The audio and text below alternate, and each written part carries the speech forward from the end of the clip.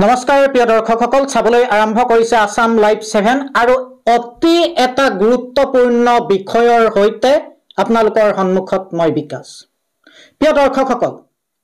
Jorhat medical কলেজলৈ যদি আপুনি ৰোগীক লৈ যাবলৈ ওলাইছে তেনেহলে 100 বাৰ ভাবক।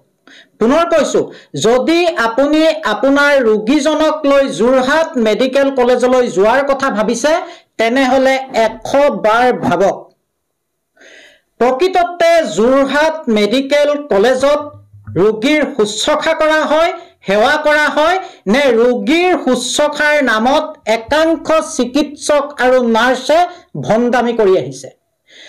প্ৰকৃতাৰ্থত যোৰহাট মেডিকেল কলেজ ৰোগীৰ সেৱাৰ থলী নে দৰমহা লৈ নিজৰ নিজৰ পৰিয়াল প্ৰবৰ্তাই ৰখা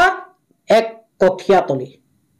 পুনৰ প্ৰশ্ন উত্থাপিত হৈছে সৰ্বসাধাৰণ ৰাইজৰ মাজত যে যোৰহাট মেডিকেল কলেজখন ৰোগীৰ সেৱাৰ থলী নে কেৱল মাত্ৰ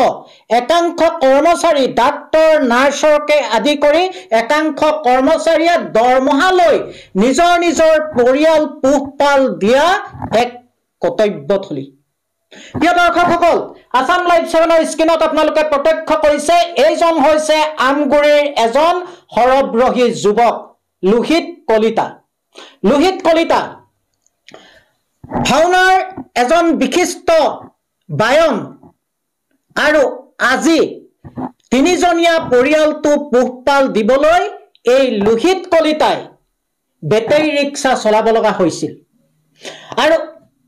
যোৱা 7 তাৰিখে আকস্মিক দুৰ্ঘটনাত পতিত হৈ এই লোহিত কলিতাক পৰিয়ালে লৈ গৈছিল যোৰহাট মেডিকেল কলেজলৈ। কিন্তু আজি ৰোগীৰ পৰিবাৰে এই দুৰ্ঘটনাত পতিত হোৱা লোহিত কলিতাৰ পৰিবাৰে যি ভাষ্য দিছে, এই ভাষ্য শুনিলে আপোনালোকৰ চকু কপালত উঠিব। অভিযোগ অনুসৰি লোহিত কলিতাক মূৰত গুৰুতৰভাৱে আঘাত পাইছিল লোহিত কলিতা।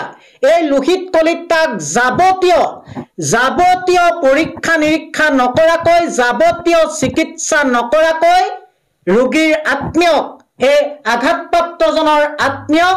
যোৰহাট মেডিকেল কলেজৰ পৰা ঘৰলৈ ঘূৰি আহিবলৈ বাধ্য কৰিছিল। আৰু অতি গুৰুত্বপূৰ্ণ কথা যে আঘাতপ্ৰাপ্ত ৰক্তক্ষয় হৈ থকা মূৰৰ সেই স্থানত ভালদৰে তেওঁলোকে চাফা নকৰি তেনেদৰে চিলাই দিছিল। এই কথা তেতিয়াহে পোহৰলৈ আহিলে যেতিয়া লোহিত কলিতাক উচ্চ চিকিৎসাৰ বাবে ডিব্ৰুগড়লৈ লৈ যোৱা হ'ল আৰু ডিব্ৰুগড়ৰ এখন ব্যক্তিগত চিকিৎসালয়ত ভৰ্তি কৰোৱাৰ পিছত যেতিয়া সেই ক্ষত ঠাইটুকুৰাক চিকিৎসকে পৰীক্ষা কৰিলে তেতিয়া ধৰা পৰিলে যে চিলাই কৰা ঠাইৰ ভিতৰৰ পৰা কিছুমান শিলৰ টুকুৰা বাহিৰ হৈছে। মন কৰক, আপোনালোকে অনুভৱ কৰক যোৰহাট চিকিৎসা মহাবিদ্যালয়ত কেনেধৰণৰ চিকিৎসা সম্পত্তি চলি আছে। ইয়াৰ পূৰ্বেও আমি যোৰহাট মেডিকেল কলেজৰ ওপৰত এটা বাতৰি কৰিছিলো আৰু প্ৰায় 26 লাখ মানুহে এই সংবাদটো আদৰি লৈছিল। সেই সংবাদৰ পৰা কিন্তু শিক্ষা নহল যোৰহাট মেডিকেল কলেজৰ চিকিৎসক নাৰ্ছসকলৰ। পুনৰবাৰ এনেদৰে ৰোগীক লৈ হেতালি খেলা এইসকল চিকিৎসক নাৰ্ছক নাকি লগাব কোনে?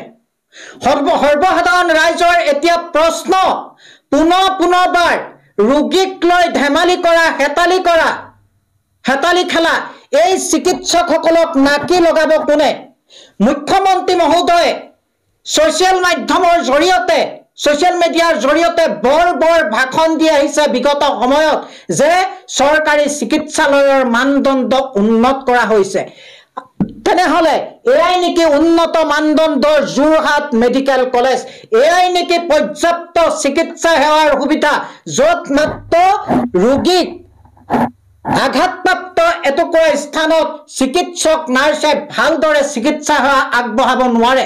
আমি আপোনালোকক দেখুৱাবলৈ আগবাঢ়িছো লোহিত কলিতাৰ পৰিবাৰে কি কয়, চাওক ভালদৰে। আমাৰ এক্সিডেণ্ট হৈছিলে 7 তাৰিখে ৰাতি 8টা বজাত এক্সিডেণ্ট হৈছিলে। তাৰপিছত আমগুৰি মেডিকেললৈ নিলো আমগুৰি মেডিকেলৰ পৰা যোৰহাটলৈ পঠিয়ালে আমাৰ যোৰহাটত পাইছোগে আমাৰ যোৰহাটত পোৱা পাছত তেওঁলোকে চাইছে চোৱাৰ পিছত লগালগ যোৰহাট মেডিকেলত চাই লগালগ মানে তেওঁলোকে চিলাইছে চিলাওঁতে মানে একো ভালকে চিলোৱা নাছিলে চুলিয়ে তুলিয়ে চিলাই দিলে আৰু লগালগ আমাৰ ঘৰলৈ লৈ যাবলৈ ক'লে যে ঘৰলৈ লৈ যাওঁ আপোনালোকে ঘৰতে ড্ৰেছিং চেচিং কৰি ট্ৰিটমেণ্ট মানে দৰৱ পাতি দিছো খোৱাব ভাল হৈ যাব বুলি ক'লে মানে গোটেই মাথাটো ফাটা পাছত মানুহটো একেদিনে পঠিয়াই দিবলৈ লৈছিলে তেওঁলোক আমি ৰৈ দিলো ৰৈ পিনি 3টা বজালৈকে আমাৰ পৰিয়াল থাকিলে গুচি আহিলে অলপ তাৰপিছত মই থাকিলো আৰু ভাইটি থাকিলে থাকি ৰখি দিলো পাছদিনা 8টা বজাৰ লগে লগে মানে সদায় সেইখনত পেলাই থৈছে মানে সেই ঠেলিনিয়াখনত পেলাই থৈ দিছে আৰু পাছদিনা 8টা বজাৰ লগে লগে আমাক এগৰাকী ডাক্তৰণী বাইদেউ আহিলে তেওঁ ক'লে যে আপোনালোকে পেচেণ্ট উলিয়াই দিয়ক আমি এইটো তলাম আৰু তাৰপিছত মইতো অকলে এতিয়া সেইখন ঠেলি নিব নোৱাৰো বাৰে প্ৰতি তেওঁ মানে কৈছে যে আপোনাক কালিৰ পৰা কৈ আছো পেচেণ্ট লৈ যাওক কথা ক'লে এবাৰ নুশুনে নেকি সেনেকে মানে মোক অলপ ধমকিও দিছে তাৰপিছত এতিয়া মই কি কৰিলো অকলে দুফালে 2টা হাতত বেগ লৈ ঠেলা গাড়ীখন অকলে মই ঠেলি লৈ আহিছো ভাইটিটো আমাৰ হেৰি টেষ্ট কৰা ৰিপৰ্টৰ তাত আছেগে মই অকলে ঠেলি আনিবলগীয়া হৈছে আৰু গোটেই দিন ৰাতিটোতো তেনেকে থাকিলে পেলাই থৈ দিলে আৰু পাছদিনাও আমাক 3টা বজালৈকে অকল গৈ ঠেলাখনত লৈ মানুহটো ঘূৰাই ফুৰালে যেনি তাৰপিছত পাছদিনা 3টা বজাত আমি গুচি আহিলো 3টা বজাত গুচি আহি পাছবেলা 3টা বজাত আমি গুচি আহিলো মঙ্গলবাৰ দিনা আৰু মঙ্গলবাৰ দিনা সেইদিন ৰাতিটো আমাৰ ঘৰতে ৰাখি দিলো তাৰ পাছদিনা জয়সাগৰলৈ মানুহজনক লৈ আহিলো নহয় সেই ডিব্ৰুগড় শংকৰদেৱ নাৰ্ছিং হোমলৈ মানুহজনক লৈ আহিলো আনি লগালগ তেওঁলোকে ইয়াত চাইছে বস্তুটো মানে পকি গ'ল আৰু তেওঁলোকে চুলিয়ে তুলিয়ে চিলাই দিলে বুলি কৈছে চুলিটো নুখুৰালে আৰু আধা চিলাবলৈ থাকি গ'ল তাৰপিছত আৰু তাৰ মাজৰ চিলনিৰ ভিতৰত শিলগুটি আৰু চিচাৰ বালি সোমাই থাকিলে তেনেকে তেওঁলোকে চিলাই দিলে যোৰহাটত ইয়াত আনিহে মানুহজনক মানে সেইবিলাক উলিয়াই মেলি দিয়া হৈছে আৰু এতিয়া পকি গৈছে ইনফেকশ্যন হৈ গৈছে যোৰহাটতে মোক মানে তেওঁলোকে বেছি কৰি পঠিয়ালে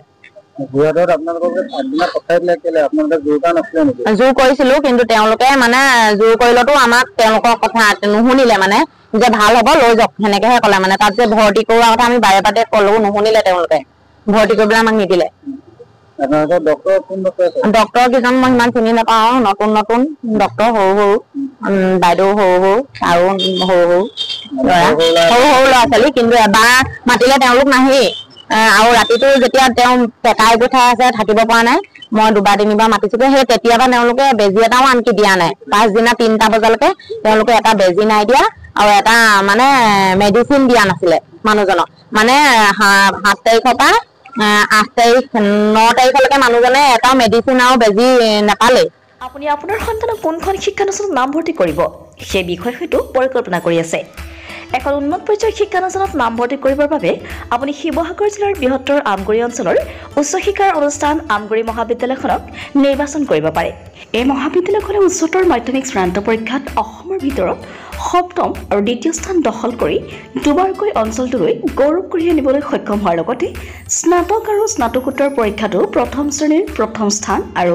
সোণৰ পদক লাভ কৰিবলৈ সক্ষম হৈছে আমগুৰি মহান মনীষীসকলৰ অক্লান্ত শ্ৰম আৰু ত্যাগৰ বিনিময়ত 1967 চনতে প্ৰতিষ্ঠা লাভ কৰা মহাবিদ্যালয়খনে সোণালী জয়ন্তী বৰ্ষ অতিক্ৰম কৰি সাফল্যৰ বতৰা লৈ ভৱিষ্যতৰ দিশে আগবাঢ়িছে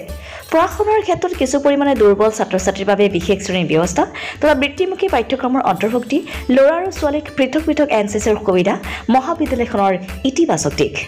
ৰাষ্ট্ৰীয় মূল্যায়নৰ প্ৰত্যয়ন পৰিষদ নাকৰ দ্বাৰা A গ্ৰেড লাভ কৰা আমগুৰি মহাবিদ্যালয়ত আপোনাৰ সন্তানটিক নামভৰ্তি কৰাই আপুনিও সফলতাৰ অংশীদাৰ হোৱাৰ সুযোগ লাভ কৰিব পাৰে